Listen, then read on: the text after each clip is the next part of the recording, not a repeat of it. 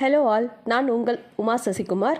ஸ்ரீஹரித் இயற்கை விவசாய பண்ணையின் சார்பில் அனைவருக்கும் ஆங்கில புத்தாண்டு மற்றும் பொங்கல் வாழ்த்துக்கள். இன்றைக்கி பார்க்க போகிறது கஞ்சி மிக்ஸ். இன்றைக்கி நம்ம சேனலில் பாரம்பரிய அரிசி கஞ்சி மிக்ஸ் தான் ரெடி பண்ண போகிறோம். பார்க்கலாம் வாங்க. இந்த கஞ்சி மிக்ஸ் ரெடி பண்ணுறதுக்கு என்னென்ன பொருட்கள் தேவைன்னு பார்க்கலாங்களா? கருப்பு கவனி, மாப்பிள்ளை சம்பா, பூங்கார், இது மூணையும் யூஸ் பண்ணி தான் நம்ம கஞ்சி மிக்ஸ் ரெடி பண்ண போகிறோம்.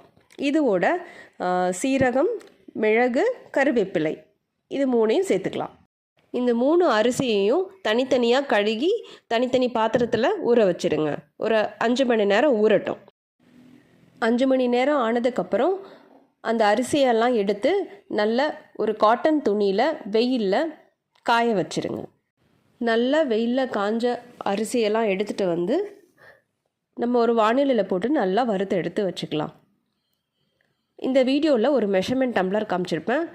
ஒவ்வொரு மாப்பிள்ளை சம்பா, கருப்பு கவுனி, பூங்கார் மூணுமே ஒவ்வொரு டம்ளர் எடுத்திருக்கேன்.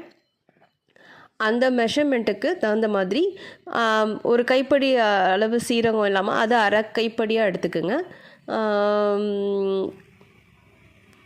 மிளகும் அதே மெஷர்மெண்ட்டில் எடுத்துக்கோங்க. கருவேப்பிலை நம்மளோட டேஸ்ட்டுக்கு தான் அந்த மாதிரி போட்டுக்கலாம். இது மூணும் தனித்தனியாக அதையும் வானிலையில் போட்டு வறுத்து எடுத்து வச்சுக்கலாம். கொஞ்சமாக சூடு குறைஞ்சதுக்கப்புறம் நம்ம மிக்சியில் போட்டு நல்லா பொறுன்னு அரைச்சிக்கலாம். கொஞ்சம் நல்லா பவுடராக இல்லாமல் கொஞ்சம் பொறுன்னு அரைச்சோம்னா கஞ்சி மிக்ஸ்க்கு கொஞ்சம் நல்லா இருக்கும். இந்த கஞ்சி மிக்ஸ் பவுடர் யூஸ் பண்ணி எப்படி கஞ்சி பண்ணலாம் அப்படிங்கிறத அடுத்த வீடியோவில் பார்க்கலாம். நன்றி, வணக்கம்.